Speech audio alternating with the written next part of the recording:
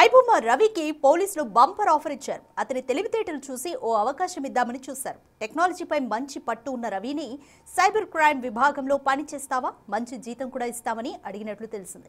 రవి మాత్రం వాళ్ల ఆఫర్ను తిరస్కరించాడట. ఇమ్మంది రవిని కస్టడీలోకి తీసుకుని విచారించిన పోలీసులు అనేక కొత్త విషయాలు రాబట్టారు. నెక్స్ట్ ఏంటి నీ ప్లాన్స్ అని పోలీసులు అడగ్గా, కరేబియన్ దీవుల్లో ఒక రెస్టారెంట్ పెట్టి తెలంగాణ, ఆంధ్రతో పాటు దేశంలోని ప్రముఖ వంటకాలను అక్కడి ప్రజలకు రుచి చూపించి డబ్బు సంపాదిస్తానని రవి చెప్పినట్లు తెలిసిందే. రెస్టారెంట్కు ఏం పేరు పెడతామని పోలీసులు ప్రశ్నించారు. ఐబొమ్మ పేరే పెడతానని రవి రిప్లై ఇచ్చాడట.